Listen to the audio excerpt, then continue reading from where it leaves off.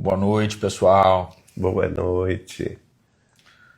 Sejam bem-vindos. Culto de número 145, graças a Deus. Vocês que... Muita alegria. Muita alegria, muita felicidade, em nome de Jesus. Acho que eu vi a Fábia ali, querida. Acho que eu reconheci a fotinha dela. Abração, querida. Acho que a Solange. Um abraço em todos. Abração para todo mundo. Gente, vocês que estão entrando, se vocês puderem dar um retorno sobre o nosso áudio, se vocês estão nos ouvindo bem, aqui tá falando que tá tudo certo, som bom? Tá, vamos começar. Maravilha, então, gente. Nós estamos, então, iniciando o culto de número 145, nós estamos no capítulo 21 de O Evangelho segundo o Espiritismo, nas instruções dos Espíritos, nas instruções dos Espíritos, e nós estamos no título Os Falsos Profetas da Erraticidade. Que é o item 10. Isso, que é o item 10, e nós já estamos no meio da mensagem. No meio da mensagem onde começa o parágrafo. Repeli sem piedade todos esses espíritos. O Erasto, mais de uma comunicação, ele fala isso, sem piedade. Bom, gente, então para nós iniciarmos o nosso culto, vamos fazer a nossa prece, e depois nós entramos propriamente no texto. Nosso Deus, nosso Pai, de eterno amor, de eterna misericórdia, de eterna justiça, inteligência suprema, causa primária de todas as coisas, em nome de Jesus Cristo de Nazaré, o nosso Mestre, tão amado, o nosso pastor, todos nós nos reunimos aqui nesta noite.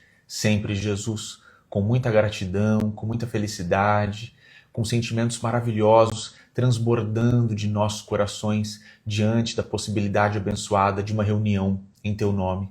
Sempre, Mestre, dedicando ao Teu coração todo o nosso amor e sempre rogando a nós e a todos aqueles que sofrem as bênçãos do Teu amor, do Teu carinho, do Teu consolo, rogando, Senhor, que estejas conosco mais uma vez e sempre. Jesus, permita às nossas consciências um aproveitamento sincero, justo, desta oportunidade de estudo, que nós saibamos honrar este estudo e todos os outros estudos, de que nós venhamos a participar com os nossos melhores sentimentos, com muita atenção, com boa vontade, sempre com muito desejo de aprender, com os nossos corações e com as nossas mentes abertos a tudo aquilo que o Senhor tem a dividir conosco nesta oportunidade tão abençoada. Nós pedimos aqui, Mestre, por todos aqueles que estão sofrendo nesta noite, lembrando das mães que estão tendo problemas com seus filhos, das mães que perderam seus filhos, lembrando dos nossos irmãos e irmãs que estão nas ruas, ansiosos pelo pão, pela água, lembrando de todos aqueles que estão nos asilos, nos orfanatos, nas prisões. Que a Tua paz, Mestre amado, venha em nosso encontro, trazendo para todos nós a certeza de que tudo passa nesta vida e de que só o Teu nome santo, Jesus Cristo de Nazaré, é suficientemente forte para reinar por toda eternidade. Os nossos erros são gigantescos, Mestre. O nosso passado é cheio de quedas terríveis, mas acima de tudo nós colocamos a esperança de que por Teu intermédio nós chegaremos a Deus. Nós sabemos que estamos sim muito distantes dos anjos, do amor, da perfeição dos anjos, mas já habita em nossos corações uma vontade sincera de, pelo estudo e pelo serviço ao próximo, um dia podermos apresentar-nos diante da Tua presença como servos dignos, honestos e fiéis. É isso que nós estamos buscando aqui nesta noite, Jesus. A Tua palavra, que é para nós tudo aquilo de que nós precisamos para a nossa reforma íntima, para a nossa redenção espiritual. É com muita felicidade, com muita gratidão, que ajoelhados aqui espiritualmente, lembrando da Tua linda e santa imagem, Jesus, nós dizemos mais uma vez que Teus são o reino, o poder e a glória para todos sempre, que assim seja. Que assim seja, Senhor. Vamos fazer a leitura? Faça a leitura. Então, pessoal, vou fazer a leitura hoje, então, que a gente está com a tela um parágrafo pouquinho diferente. Então, entrando no texto que nós mencionamos no início. Repeli, sem piedade, todos esses espíritos que se apresentam como conselheiros exclusivos, pregando a divisão e o isolamento. Quase sempre são espíritos vaidosos e medíocres, que procuram impor-se a homens fracos e crédulos, dispensando-lhes exagerados louvores, a fim de os fascinar e de tê-los dominados. São, geralmente, espíritos sequiosos de poder e que, déspotas públicos ou na intimidade do lar, ainda querem vítimas para tiranizar depois de terem morrido. Em geral, desconfiai das comunicações que trazem um caráter de misticismo e de estranheza, ou que prescrevem cerimônias e atos extravagantes. Nesses casos, há sempre motivo legítimo para suspeição. Bom, gente, aí, começando aí do final, para a gente verificar o que o Espírito está dizendo, que o Espírito de Erásto, né, que é um Espírito muito severo e muito austero, e é muito importante essa comunicação para nós, porque ele está falando agora dos falsos profetas da espiritualidade, ou seja, dos espíritos desencarnados. E está nos dando, no final, uma dica de como nós vamos reconhecer tais espíritos. Ele diz assim: nós temos que desconfiar daquelas comunicações espirituais que trazem um caráter de misticismo e de estranheza, ou seja, que cause estranheza nas pessoas, né?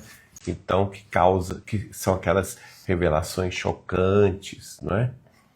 Ou então aquelas que prescrevem determinados rituais, cerimônias um tanto quanto ridículas. E os atos também extravagantes, aqueles espíritos que vêm com receitas muito extravagantes. Não, para você alcançar determinada graça, você tem que fazer isso, aquilo outro, sempre de uma forma material extravagante ou de uma forma que coloque em risco, por exemplo, a vida da pessoa, a vida de seus familiares, ou então que ridicularize a pessoa ou ridicularize os seus familiares, os seus amigos, né? Aqueles que se impõem pelo fanatismo absoluto, aqueles que consideram, por exemplo, que pelo fato do espírito estar dizendo, esse espírito é perfeito e ele sabe o que está dizendo, então a pessoa não coloca sobre o crivo da razão, da lógica, do bom senso, do que é verdadeiro, justo e bom, não é? E simplesmente porque é uma comunicação espiritual, então o espírito tem razão e pronto, e nós temos que cumprir. Isso tudo denota uma realidade que é um espírito enganador, um espírito que não tem elevação espiritual, ao contrário, nós podemos chamá-los de pseudo-sábios, como Kardec o chamou, podemos chamá-los também de espíritos zombeteiros, que muitas das vezes são espíritos que até têm uma certa inteligência materialista e que ficam se rindo dos humanos encarnados que o seguem, né? Então, são aqueles também que foram na Terra déspotas políticos, públicos, ou na ciência, ou na filosofia, na religião, ou então até na intimidade do lar, não é? Verdadeiros déspotas do lar, e que ao desencarnarem, não tendo onde exercer sua influência, seja ela familiar, profissional, empresarial, política ou econômica, eles vão procurar, as mais das vezes, os próprios familiares, ou então os próprios colegas, para continuar exercendo o seu domínio, o seu fanatismo, a sua fascinação.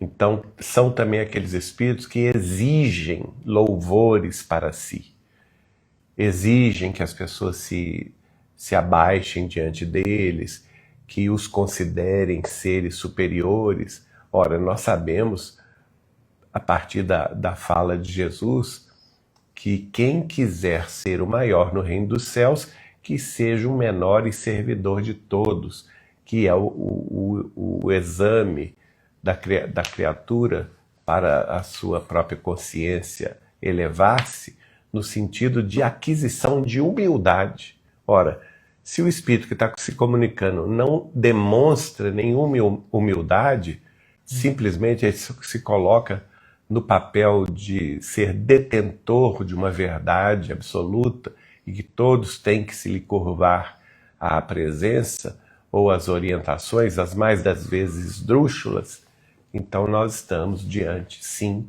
de um falso profeta, de um espírito enganador. Ontem mesmo, pessoal, nós estávamos, eu, Geraldinho, Orlando, a Letícia, conversando sobre esse aspecto dos conselheiros exclusivos, de espíritos que se colocam em casas espíritas, em contextos de centros espíritas, como sempre a última palavra, independentemente da composição humana da própria casa espírita. Porque nós que estamos aqui encarnados também somos espíritos. Nós temos a capacidade de filosofar, de analisar, de compreender, de ter uma troca entre nós, sem que sempre nós estejamos inescapável espera da última palavra de um espírito para mostrar o caminho para todos nós. E isso é muito complicado, gente, porque quando isso começa a ocorrer, como o Erasto está colocando, dentro de um grupo, dentro, enfim, de uma escola religiosa, dentro de uma caminhada que busca aí o aperfeiçoamento dos seus integrantes, esse grupo pode cair num nível de subjetivismo e de subjugação. Exatamente, muito complicado e que pode ferir as tarefas que pretendem realmente bons frutos. É muito complicado quando tem ali um espírito que sempre dá a palavra final, mesmo que essa palavra seja desproporcional, desarrazoada. Nós já vimos isso acontecer em alguns lugares e isso é muito triste, porque é o que o Geraldinho está colocando. Chega um momento em que algumas pessoas ali do grupo estão sendo subjugadas por um médium que supostamente está trazendo um espírito que sempre tem a palavra final, que sempre coloca ali o ponto final em qualquer discussão. Muitas vezes os trabalhadores até se organizaram e aí vem, não, porque o espírito tal falou tal coisa. Mais uma vez, é claro que existem exceções nas quais nós precisamos sim de um auxílio da espiritualidade, na sabedoria, de um conselho. Isso existe, gente. O que nós estamos falando é uma atuação desproporcional, desarrazoada de espíritos dentro de um contexto de grupos que literalmente vão sempre, nessa perspectiva aqui, ter a palavra exclusiva, a palavra final, o mando, e como o Geraldinho colocou, numa possibilidade até de exercício de orgulho, de vaidade, de egoísmo do médium que está trazendo esse espírito. E do próprio espírito. E do próprio espírito. Que impõe a esse grupo determinadas regras de convivência que não podem ser questionadas. Né? Exatamente. Então, nós conhecemos até, diante aí da proximidade de familiares e amigos, pessoas que se submeteram a isso. Tem que largar a família, tem que largar a vida que tinha na sua condição profissional, trabalho, tem que abandonar os bens para seguir determinada comunidade, não é? Não pode usar o celular, não pode ligar a televisão, tem que falar em determinada língua, tem que viver, por exemplo, em alojamentos comunitários, né? Despojando-se de tudo o que tinha, mas sem uma real contrapartida espiritual. Né?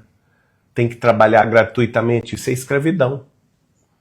Né? Isso é escravidão. Trabalhar em benefício de quem quer que seja, mesmo que seja um grupo social, sem remuneração, é trabalho escravo. É muito complicado isso. Né? Então isso aí normalmente é uma fascinação coletiva, ou então nós recentemente estávamos comentando sobre isso, a questão de uma médium ou de um médium principal da casa opinar de tudo, até sobre onde que põe o lixo, não é?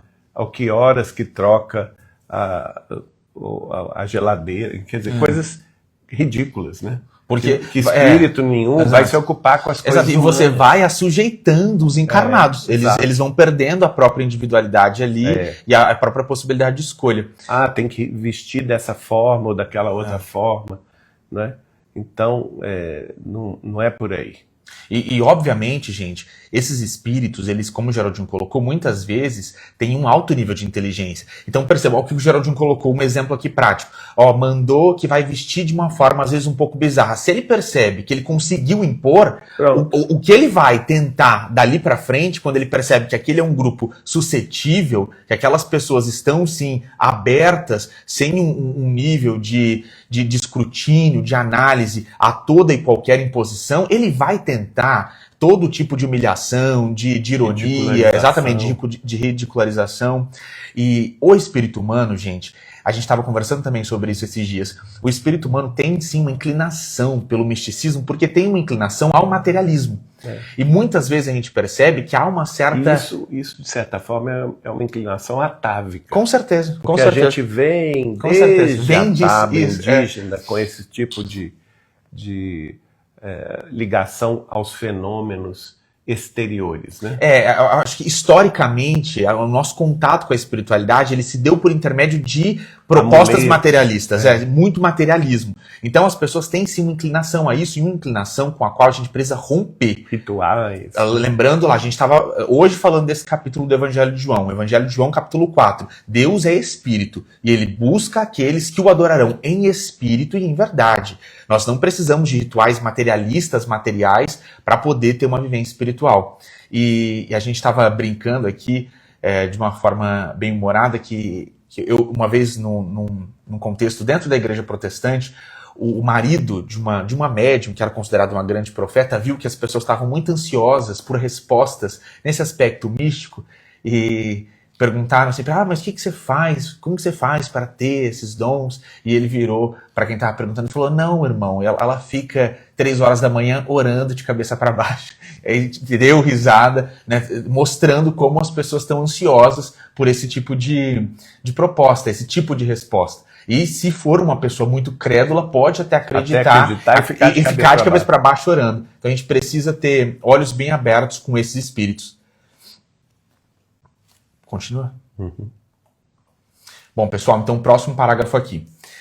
Tende certeza, igualmente, de que, quando uma verdade tem de ser revelada à humanidade, ela é, por assim dizer, comunicada instantaneamente a todos os grupos sérios, que dispõem de médiuns também sérios, e não a este ou àquele, com exclusão dos outros. Nenhum médium é perfeito.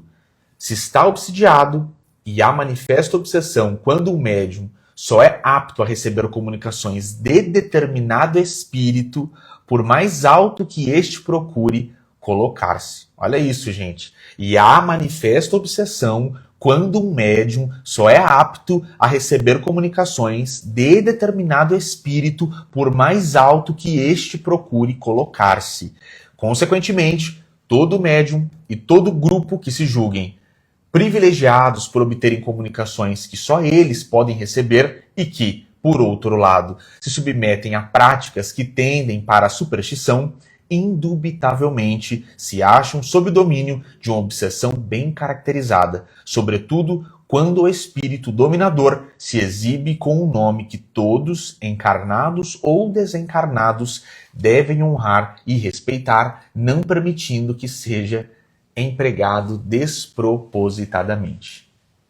Então, essa parte aí está em ligação, principalmente esse final, com a pergunta de número 505 do Livro dos Espíritos, em que Kardec pergunta aos espíritos superiores se, nas comunicações obtidas de determinados espíritos, nas quais se assinam nomes reconhecidamente de espíritos superiores que já se consagraram, não é, na humanidade terrestre, em todas as culturas, em todas as crenças, como de espíritos elevados, como de pessoas que viveram uma vida elevada, de abnegação e, portanto, são veneradas por isso, não é? Então, esses nomes venerados, se essas comunicações que trazem, então,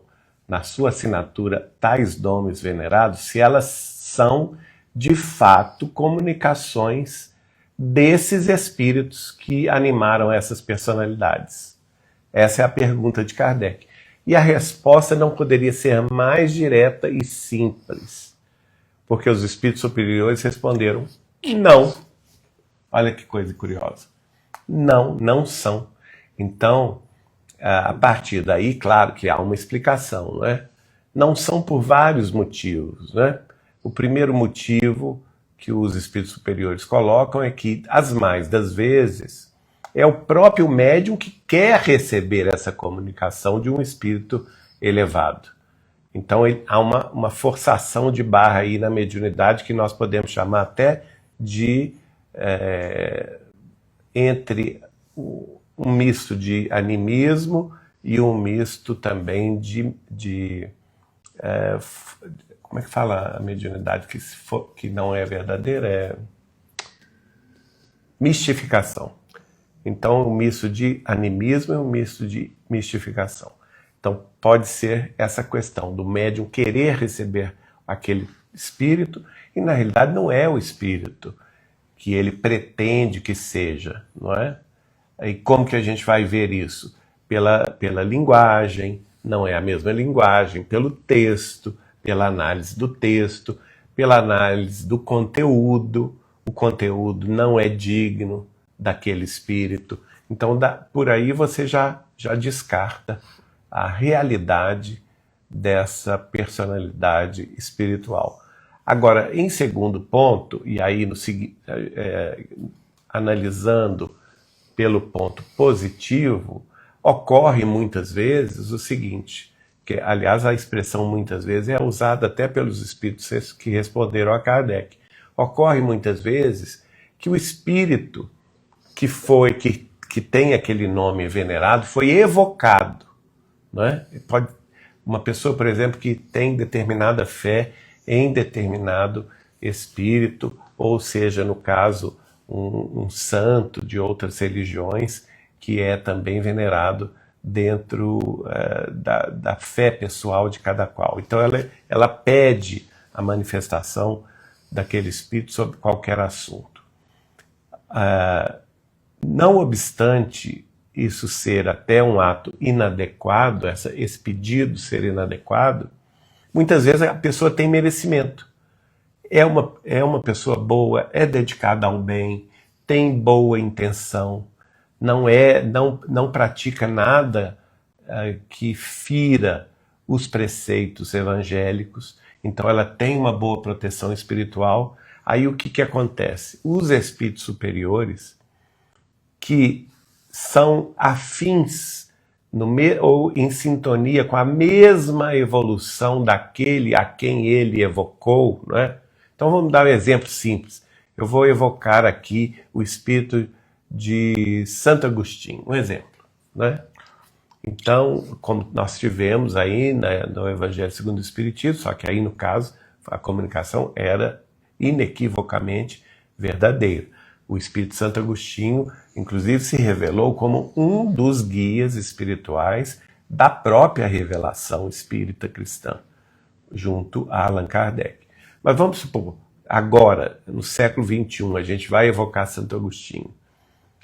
Vamos supor que seja um médium digno, ou um grupo espírita digno, e queira alguma opinião elevada desse espírito. Olha, então a intenção é elevada, as pessoas têm uma vida digna, tanto o médium quanto os assistentes, quanto os colaboradores do centro. O centro se esforça muito no bem. Então, neste caso, um espírito, se o Santo Agostinho não puder responder aquela mensagem, um espírito daquela condição ou condição similar de evolução de Santo Agostinho vai responder por ele e vai assinar por ele, né? Então, nesse caso, aí não é uma mistificação, não é um animismo.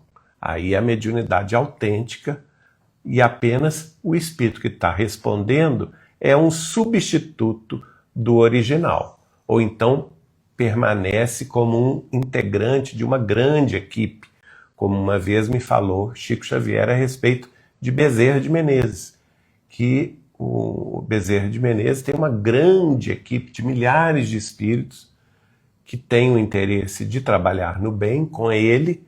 Ele chefia essa equipe de milhares de médicos espirituais, e então esses médicos espirituais, em nome de Dr. Bezerra, assistem a todos os centros espíritas do Brasil, de Portugal, e talvez aí assinando Bezerra ou Bezerra de Menezes, o que não significa que todas as mensagens são originalmente de Bezerra de Menezes, mas sim dessa equipe, não é? Agora, a coisa é muito diversa quando nós estamos falando de espíritos enganadores, espíritos falsos profetas, né? Por quê? Porque aí a comunicação não é séria, ela tem um aspecto chulo, tem um aspecto materialista ou esdrúxulo demais, e também os mediadores ou médiums ou o grupo não é um grupo sério, não está vivendo dentro dos preceitos evangélicos preconizados por Jesus de Nazaré e expostos na Bíblia, no Novo Testamento, através da boa nova do Evangelho de Jesus. Então, são pessoas que são orgulhosas, que são debatedoras, que são egoístas, que são vaidosas. Então, nesse caso, obviamente, que esse grupo não vai ser bem acolhido pela espiritualidade, estará à mercê de espíritos zombeteiros, de espíritos enganadores, que muitas vezes poderão até assinar o nome de Jesus, de Maria Santíssima, dos santos todos, né, de Chico Xavier, fazendo que o fenômeno da mediunidade acabe sendo ridicularizado pelo espetáculo circense que apresenta. Pessoal, eu acho que o primeiro ponto aqui é que esses nomes ilustres do pensamento cristão ou de outra corrente, eles normalmente deixaram algum trabalho. Então, o primeiro ponto seria os médiuns de uma casa, como o Geraldinho colocou a possibilidade, nós gostaríamos de um conselho de tal espírito. O primeiro ponto é estudar a obra e ver se esse conselho já não foi deixado na própria obra escrita, por exemplo, de Santo Agostinho. Há muitos escritos de Santo Agostinho. Então, seria interessante que antes de tentar inovar ou trazer alguma coisa de Santo Agostinho, qualquer médium, esse é um recorte, um exemplo, qualquer médium estudasse a obra de Santo Agostinho e percebesse se o próprio encarnado já não trouxe isso de que se conversa ou que se busca. Isso se aplica, por exemplo, a Jesus. A Jesus, exatamente. Eu vou perguntar a opinião de Jesus. Gente, não, gente, já tem a opinião de Jesus, abre o Evangelho. Abre o Evangelho, exatamente. Você já tem a opinião de Já Jesus. tem ali. Mateus, Marcos, Lucas, João. Você vai ler o Evangelho e possivelmente, é quase impossível que você não encontre ali aquilo que você busca, aquilo de que seu espírito está precisando. Na verdade, é impossível. A Boa Nova tem tudo de que nós precisamos para as nossas almas encarnadas aqui na Terra. Então, o primeiro ponto é o estudo. E sempre, eu acho que, e é com todo respeito, nós precisamos sim ter um olhar,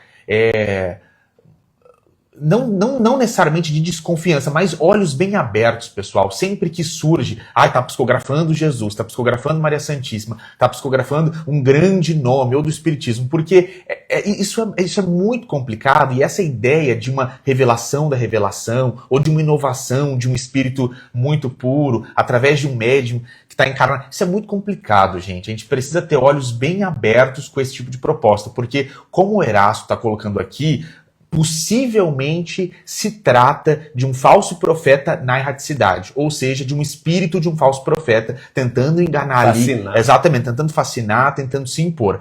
O primeiro ponto é muito estudo e buscar a palavra desses grandes espíritos dentro daquilo que eles deixaram nas suas obras enquanto estavam encarnados. Isso que pode.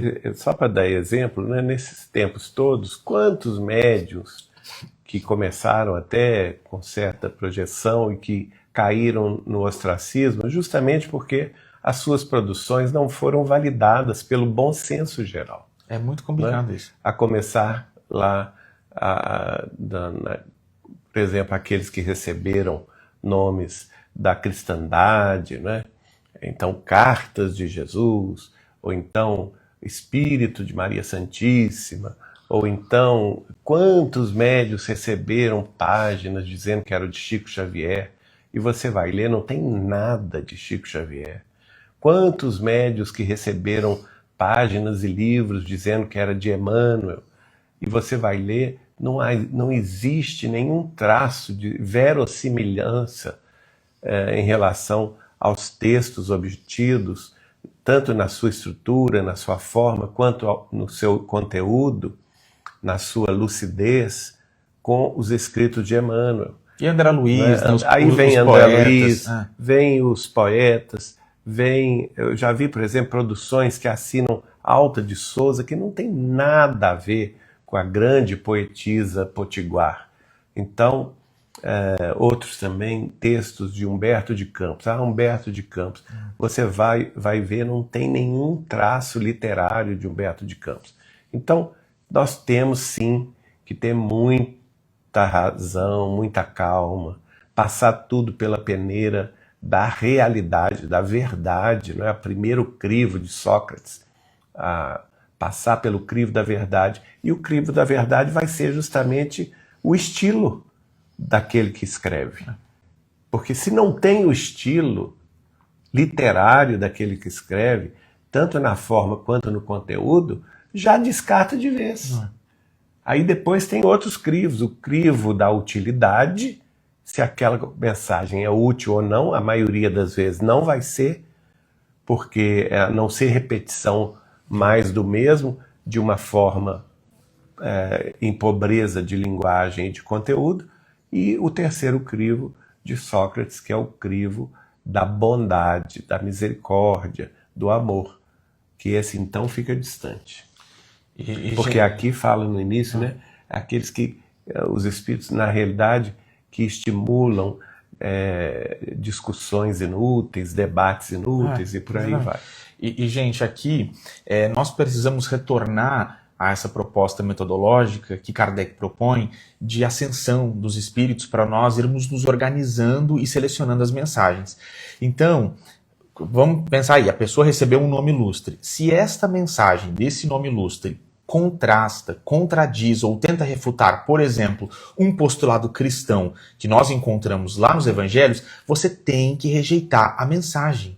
Porque Jesus é o primeiro. Porque Jesus é o nosso modelo e guia, é o mais perfeito. Então, se está em contradição com o que Jesus falou, acabou. Não pode, acabou. Aquela mensagem tem que ser rejeitada imediatamente. Ela não pode nem prosseguir. O ideal é que ela nem prossiga em qualquer tipo de consideração dentro da casa espírita ou dentro do grupo de estudo. Se contradiz, se contrasta negativamente com o evangelho do nosso Senhor Jesus Cristo, para nós cristãos, obviamente, não serve. Então o estudo, ele literalmente nos livra desse tipo de cilada. Só um exemplo prático que eu acho importante dar. Por exemplo, quando Jesus anuncia, e isso está anotado pelo evangelista, João Evangelista, que ele enviará o Consolador, né?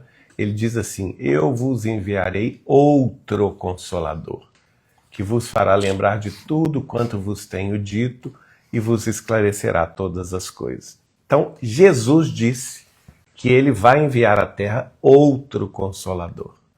Né? E nós, no Espiritismo, entendemos que o Consolador, pela própria obra e conclusão do codificador Allan Kardec, é o Espiritismo cristão. É outro Consolador. E esse espiritismo cristão, que começou em 18 de abril de 1857, com o lançamento do Livro dos Espíritos, com Allan Kardec, ele é guiado pelo Espírito da Verdade. Aí vem as pessoas dizendo, porque o Espírito da Verdade é Jesus. Não pode ser, não é? Não pode ser, porque o próprio Cristo disse que seria outro, não ele próprio, senão ele diria, eu vos trarei o Consolador no futuro, não é? Então, ele não disse isso, ele disse, eu vos enviarei outro Consolador, que vos fará lembrar de tudo que eu tenho vos dito e vos esclarecerá todas as coisas. Só como exemplo. E eu acho que nesse assunto que o Geraldinho está colocando, dentro desse aspecto, dentro dessa caminhada defendida por Chico Xavier, de João Batista como o espírito da verdade, à frente da codificação nesse sentido, nós temos bastante arcabouço teórico dentro do próprio Evangelho para essa defesa e para isso que o Geraldinho tá colocando. E, em primeiro lugar, eu acho que a gente precisa ficar com o Evangelho sempre. A partir de então, nós vamos considerando. Então, o que o próprio Kardec trouxe, o que um grande médium como Chico Xavier trouxe, a gente vai se organizando e vai construindo um consentimento mais seguro. Mas antes de nós passarmos, gente, para o próximo parágrafo, é importante salientar e destacar, como o Geraldinho bem colocou, desde os prolegômenos do Livro dos Espíritos, Kardec vai trazer para todos nós a afirmação que precisa ser muito lúcida, inteligível para todos nós, de que para os espíritos superiores o nome não importa. Exato. Não importa. Então, a gente escuta muito questionamento nesse sentido. Mas o espírito estava ou não estava encarnado? O espírito estava fazendo isso? Por que escreveu com tal médium? Por que apareceu em vários lugares ao mesmo tempo? Gente, espíritos superiores não se apegam a nome, não se apegam. Aparência. Para eles isso não importa. Um espírito que tenha o mesmo nível espiritual que Dr. Bezerra de Menezes vai poder falar em nome dele sem nenhum problema. Para eles, esse personalismo, ou qualquer resquício de competição ou de individualismo num sentido negativo, para eles isso não faz o menor sentido. E eu acho interessante a leitura, o Geraldinho comentou a conversa com o Chico, agora isso também está em livro, é interessante que vocês façam a leitura, porque no livro Ação e Reação, psicografado por Chico Xavier, de autoria do André Luiz, nós temos a explicação de como acontece a organização desses espíritos que atendem em nome do Dr. Bezerra de Menezes, de como acontece a administração, e eles vão falar quase num sentido para nós compreendermos sempre os espíritos de uma forma didática para conversar conosco, para nós imaginarmos uma empresa com administração, com comunicação, para tudo isso funcionar, para que esses muitos benfeitores que atendem em nome de Dr. Bezerra de Menezes possam trabalhar. E de uma forma em sintonia, com respeito. Com a própria personalidade de Bezerra, né, que representa uma personalidade que agiu com muita caridade e conhecimento na face da Terra e teve a sua redenção declarada pela espiritualidade superior, né? É claro que o nome dele vai inspirar em todos nós os melhores sentimentos. Sim. Quem não vai querer orar para Dr. Bezerra de Menezes? Então, essa pequenez de, nossa, será que ele está em muitos lugares? Será que ele vai poder atender? Nós também precisamos nos lembrar, pessoal, que a ubiquidade ela é proporcional à pureza do espírito. Quanto mais alto o espírito, maior o dom da ubiquidade. Ele vai poder estar em vários lugares ao mesmo tempo. Essa consciência não vai estar limitada a um ponto. Está atendendo no centro espírita tal, então não pode. E aí nós, encarnados, diante da nossa mediocridade, criamos confusões. E um está errado, o outro está certo. A gente não precisa disso, pessoal. Mais uma vez, para nós seguirmos, para os espíritos superiores, o nome não importa. Bom, vamos então prosseguir no terceiro e último parágrafo. É o último parágrafo. Aqui. Não. Aqui.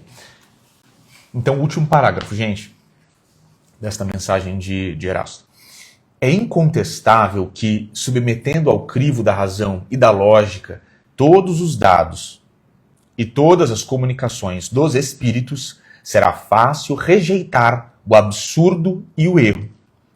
O médium pode ser fascinado e um grupo pode ser iludido, mas o controle severo dos outros grupos, a ciência adquirida, a elevada autoridade moral dos dirigentes de grupos, as comunicações que os principais médiuns recebem, com um cunho de lógica e de autenticidade dos melhores espíritos, farão justiça rapidamente a esses ditados mentirosos e astuciosos, emanados de uma turba de espíritos mistificadores ou maus. Erasto, discípulo de Paulo, Paris, 1862. Interessantíssimo isso, né? Primeiro que ele fala a necessidade, isso todo espírita tem que ter isso em mente, a necessidade de submeter todas as comunicações ao crivo da razão e da lógica. Se não passa por esse crivo da lógica e da razão, deve ser descartada a comunicação. Simples assim. Não tem que guardar, não tem que divulgar, deve ser descartada. Por quê? Porque é incontestável que se a comunicação é falsa, se ela não tem um teor elevado, se ela não se utiliza de uma linguagem também elevada, os dados serão pueris. Os dados dessa comunicação não nos importarão. Então não importa se ela está assinada por um espírito, entre aspas, de Emmanuel. Se a estrutura da mensagem, o foco e o teor da mensagem não estão à altura do que Emmanuel já escreveu, Que já está aí, né? Rasga e joga no lixo. Joga o livro no lixo, não presta para nada. Não é? Isso é uma recomendação do espírito de Erasto. E veja como ele é sincero, ele fala, será fácil rejeitar o absurdo e o êxito. Aliás, desculpa, o absurdo e o erro. Será fácil rejeitar o absurdo e o erro. E no final ele diz, essa rejeição fará justiça rapidamente a esses ditados mentirosos e astuciosos emanados de uma turba de espíritos mistificadores ou maus. Quer dizer, ele está colocando aqui até a classificação desses espíritos falsos profetas, falsos cristos, ou falsos espíritos superiores, ou espíritos enganadores, como espíritos de uma classe de espíritos mistificadores e maus. São maus espíritos. Veja que é uma classe muito baixa dentro da conceituação e da divisão que foi colocada pelo próprio Allan Kardec, ouvindo, naturalmente, apenas por uma questão de didática, né, dos espíritos superiores, as diversas classes de espíritos desencarnados que estão ao nosso derredor. Então, isso aí está muito claro e nós temos que rejeitar todos esses absurdos e todos esses erros. Pessoal, eu acho que é interessante para nós caminharmos para o final aqui da reunião essa reflexão de que o Cristo, lá no capítulo 13 do Evangelho de João, quando ele lava os pés dos seus discípulos, ele está dando uma lição de humildade. E se o médium, ou qualquer candidato a médium, ou qualquer indivíduo que queira trabalhar com a mediunidade não tiver humildade, para entender que esse processo ele pode ser truncado, ele pode ser doloroso, para entender que uma mensagem recebida por você ou por quem você ama pode conter erros, pode ser rejeitada por um grupo e que isso não vai ser uma ofensa ao médium, mas que isso vai estar dentro de um crivo metodológico espírita cristão, se o médium não tiver essa humildade, dificilmente ele vai conseguir colaborar de forma cristã com o grupo, com o espiritismo, com a sociedade. É importante que os médiums, que quem vai trabalhar com mediunidade esteja aberto à crítica, à análise, à construção de um conteúdo, de um trabalho que tenham de fato consonância com o cristianismo, com a filosofia, com o espiritismo cristão em termos bastante amplos. Quando o médium começa a ficar muito melindroso, ou não pode corrigir a mensagem, ou não pode analisar a mensagem, ou a mensagem ela tem que ser admitida do jeito que ela saiu, aceita cegamente do jeito que ela saiu ali da caneta ou do lápis do médium. Quando ele começa a ir por esse caminho, ele está entrando numa seara temerária, numa seara difícil. E ele pode causar confusões terríveis. Nós precisamos também nos lembrarmos nesse momento de que nunca a obsessão ela é unilateral, ela sempre é recíproca. André Luiz vai falar sobre isso em todos os seus livros praticamente. Então, se um médium ele está ali sintonizado com um espírito orgulhoso, ele precisa pensar em que âmbito da sua própria personalidade esse orgulho está tendo ressonância. Porque um espírito ele não vai estar ali tentando impor, tentando subjugar um grupo, se ele não tiver um médium que tenha algum nível de consonância, de sintonia com ele, por intermédio do qual ele vai tentar agir.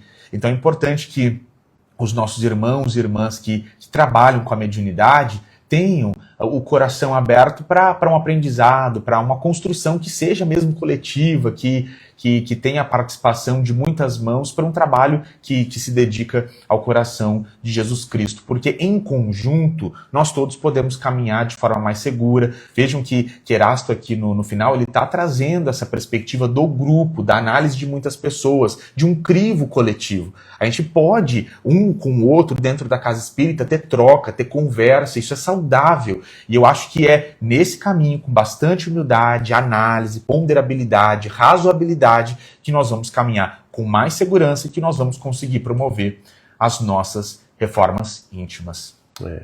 E só para terminar aqui, ele diz que, do contrário, né, os grupos sérios, que têm dirigentes com autoridade moral, olha só, elevada autoridade moral, grupos que têm reconhecida ciência, ou seja, estudam todos os assuntos da vida cotidiana e da vida espiritual, que tem dentro da sua organização um controle severo, ele pede para ter um controle severo, olha aqui, dos grupos de análise, dos outros grupos. A ciência adquirida. A ciência adquirida, quer dizer, o estudo nobre, persistente, e é um grupo que naturalmente vai acolher médiuns sérios, que também estudam, que também procuram ter ciência, que procuram também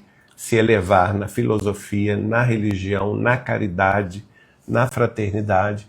E aí, um médium que seja iludido na sua vaidade, no seu orgulho, na sua fascinação própria, não vai ser admitido nesses grupos sérios, né?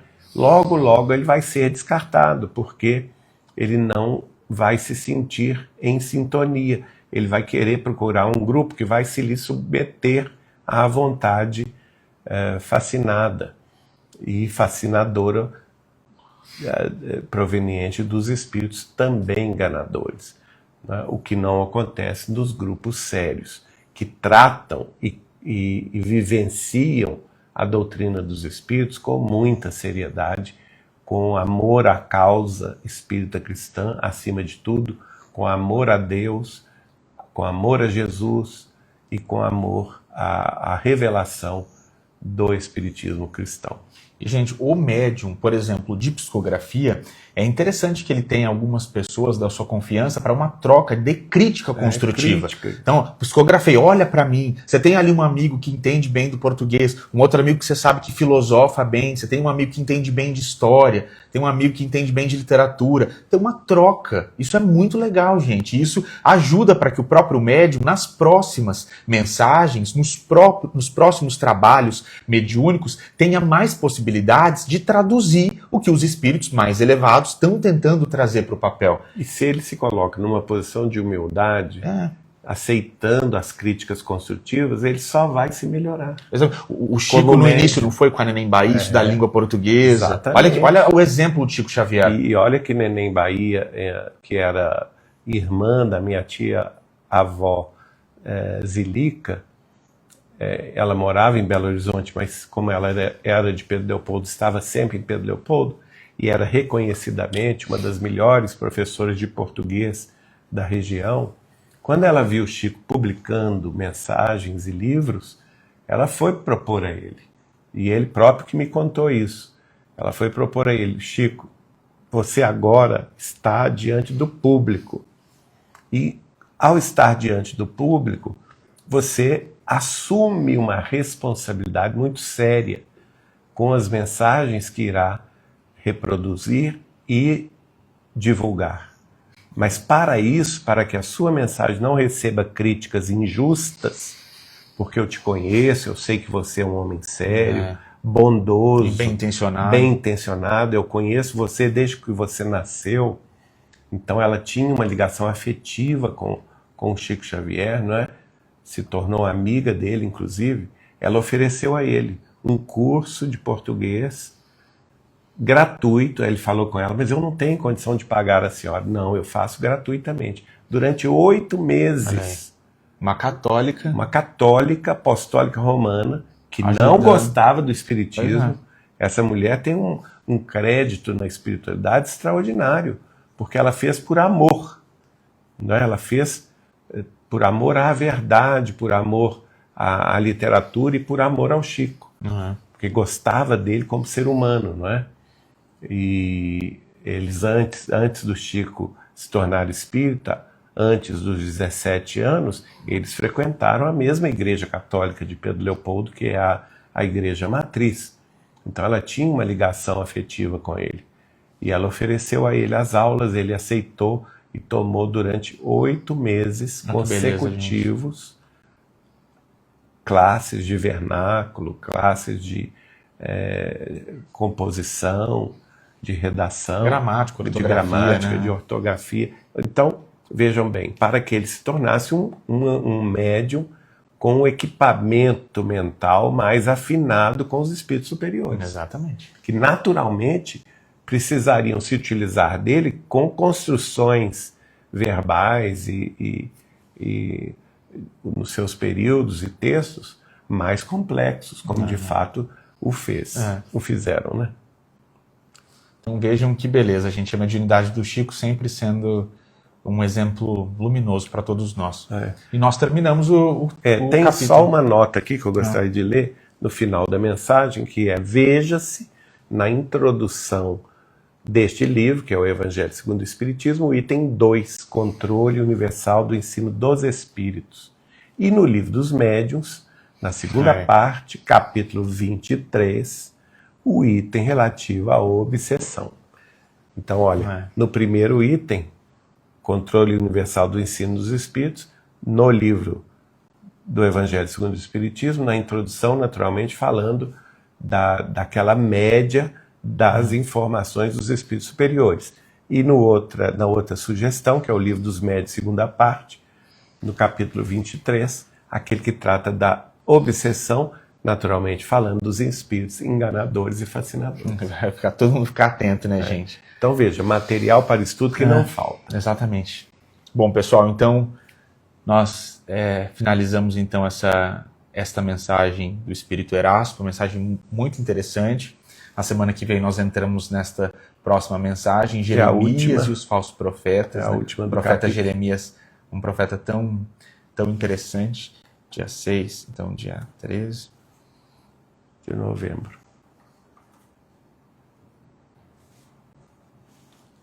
Estou marcando aqui, pessoal. E para nós finalizarmos o nosso culto de hoje, lembrando, como o Geraldinho está apontando aqui, para nós retirarmos uma água, uma jarra, um copo, para que essa água seja fluidificada, com a esperança de que os Espíritos vão trazer para todos nós os remédios, tudo aquilo de que nós precisamos espiritualmente, materialmente. E para nós finalizarmos, o Geraldinho vai fazer a nossa prece final. Senhor Jesus, amado Mestre e Senhor querido, nós estamos aqui te agradecendo os dias que passaram na última semana, em que recebemos tantas bênçãos da espiritualidade maior, com a presença em Belo Horizonte, em Pedro Leopoldo e em Nova Lima, do amigo e do casal Orlando Noronha Carneiro e Letícia Ferrara,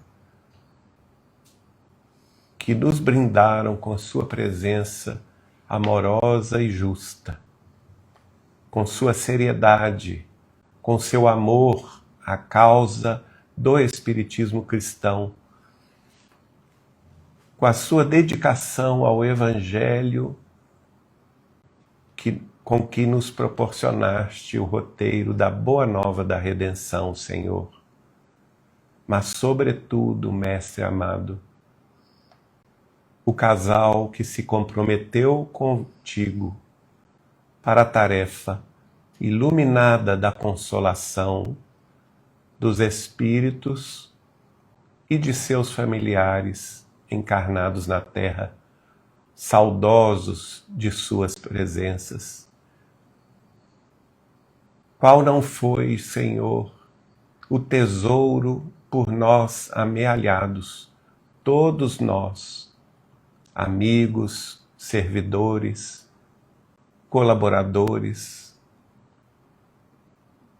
do Grupo Espírita Saber Amar, do Centro Espírita Retiro da Luz e do Centro Espírita Meimei, que junto com esses familiares enlutados, muitas vezes ralados de dor,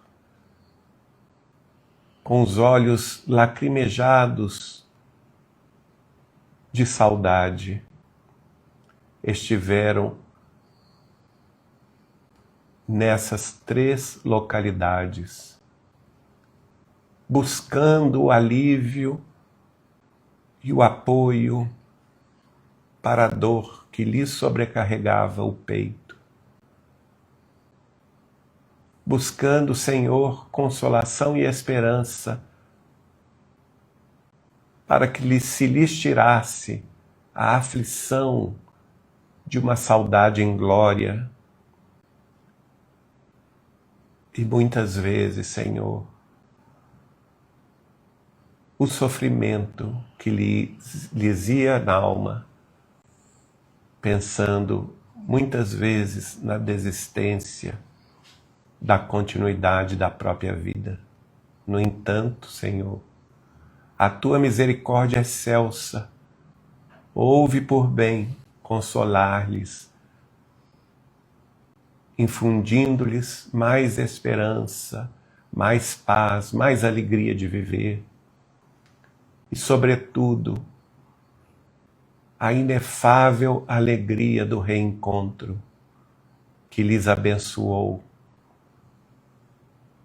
entre as páginas psicografadas através do médium amigo Orlando Carneiro, unindo os 2 pontos da vida, a vida terrestre e a vida espiritual.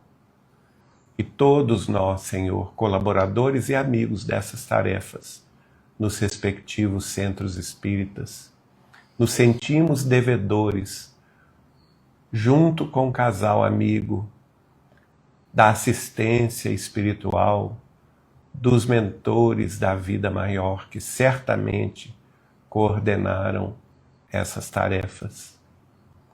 É a eles que nos dirigimos agora, reconhecidamente oferecendo-lhes as flores de nossa mais profunda gratidão pelo aprendizado do Espiritismo praticado na prática espírita cristã da consolação e da esperança, que nunca haverá de morrer.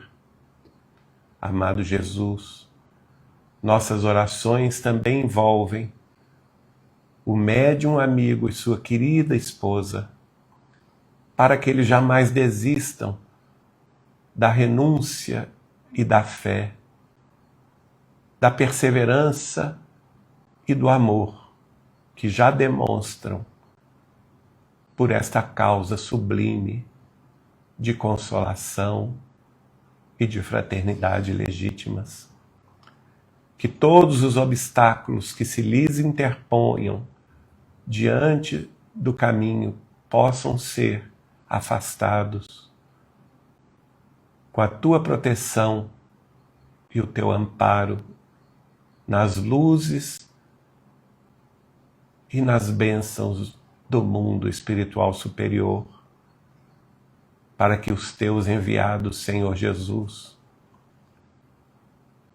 recebidos pelo Espírito de Natanael, continuem auxiliando o casal a fim de que eles prossigam intimoratos na fé e no rumo certo de trabalhar e servir até ao fim de seus compromissos com o Senhor e com Deus. E em assim pedindo, Senhor, nós respeitosamente dizemos do fundo dos corações: Ave Cristo, aqueles que aspiram à glória de servir em vosso santo nome, vos glorificam e saúdam para sempre. Que assim seja.